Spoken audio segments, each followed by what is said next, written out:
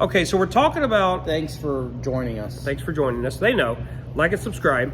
Like and subscribe. But the point is about Rich Dad Poor Dad. Robert Kiyosaki. We were talking about that. You know, I've got mixed emotions about Rich Dad Poor Dad. I mean, the story is great. He's got his rich dad. He's got his poor dad. So I'm sure a lot of people with blended families and multi-families come together. I'm sure they love that story, and it is a great story. It's been a while since I've read the book. My only problem with Robert Kiyosaki, and it seems like a nice guy. Number one is actually years ago, I went with my dad actually, because my dad was a big fan of it. He was the one that introduced me. He's like, normally when my dad gets excited, I run because he gets excited about like two things in like 38 years. So, you know, it's like if he's interested, I was like, wow, because normally I'll come with ideas like, nah, never gonna work, not gonna work. No. It's a nice family outing. So we went to see Rich Dad Poor Dad, and the reason I did not like it was because the whole thing was it was a free conference hotel. We've always seen these hotel, go to the hotel, you get a free book, you get a free this. And so we went there, and the whole 3 hours was like the first like hour and a half, 2 hours was like pitching the upsell, pitching this $1,000, $2,000 upsell. And I'm like, I'm not even sold on the free 2 hours yet. And you're trying to sell me this $2,000 course. Sell me on the free part. I didn't pay anything, and I'm not feeling the value. I mean, I hate to be flippant about it, but I need to see the value for why we drove over here. You're a tough seller. For an hour. Yeah. I mean, I need to see the value. I mean, I'm all for the positive energy and this, but here's the thing with this book. He's got the rich dad and the poor dad. You know, has he ever shown his actual rich dad and poor dad? Like, or is that just? I'm not familiar. Okay, I feel it's just a good story. It is a good story. His rich dad, his poor dad. It sounds good. It is convenient that he had a rich dad and a poor dad. I mean, not the middle class dad, the middle to, you know, it just happened to have a rich dad and a poor dad. I mean, to me, it's more of a marketing from a marketing standpoint. I give him an A++. It's a genius. Sell books, but when I'm reading his books.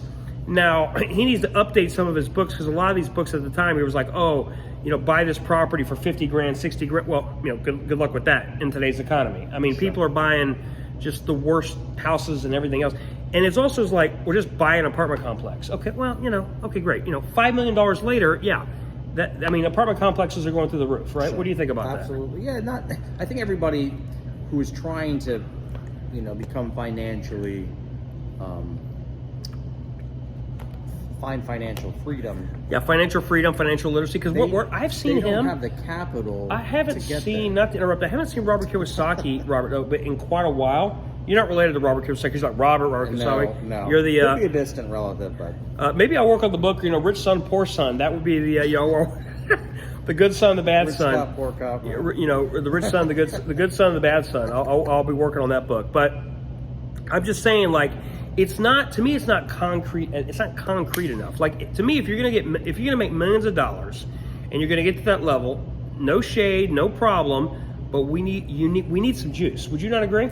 I know you're looking for that concrete, hardcore evidence, but yeah, you know, going back to what I said, I mean, you know, most people lack the capital to get the ball rolling, and that's what typically is required to, whether it's real estate or starting a business or whatever.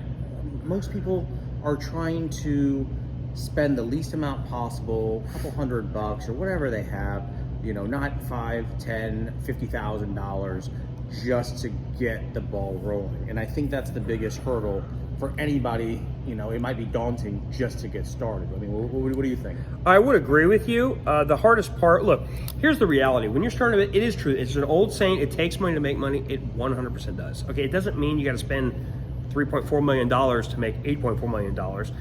But it does mean you need some money. You need, you know, so here's an interesting business. It made me think about, you know, a good friend of mine that helped out. So this guy had a vending machine business. And this guy was making, basically, I think he said he made like $350,000 a year. He owns 35 vending machines. And this guy is only, I think, like maybe 21, 22 years old. And he sells like unique Doritos and Fritos, like extra spicy, super spicy from other countries. So it was interesting. So he has like 35 vending machines that are traditional, Coke, Doritos, etc. But he made a lot of money doing other ideas. So you got to kind of find something kind of unconventional. Sure, I agree. So he started off with a vending machine, and then that led to another business, and then that led to buying more. So like you see, for example, you'll see a lot of athletes. They'll start off at basketball, and then what do? They do basketball. They'll write a book. They'll do a movie. They'll do so it's true. The more money you have, the more opportunity to fail, basically, in my opinion. The more opportunity you have, again, to write. Because let's say right now, I don't know if you've ever tried to write a book. I've tried to write a book, and I got to be honest, it is the most painful thing you could ever do. I would rather lay brick for 38 days straight than to try to write a book. I've tried to write a book.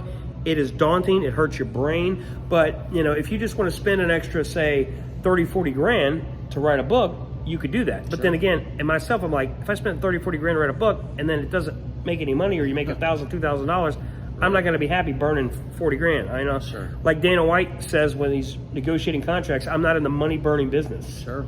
So, but yeah, like and subscribe to the channel. Subscribe.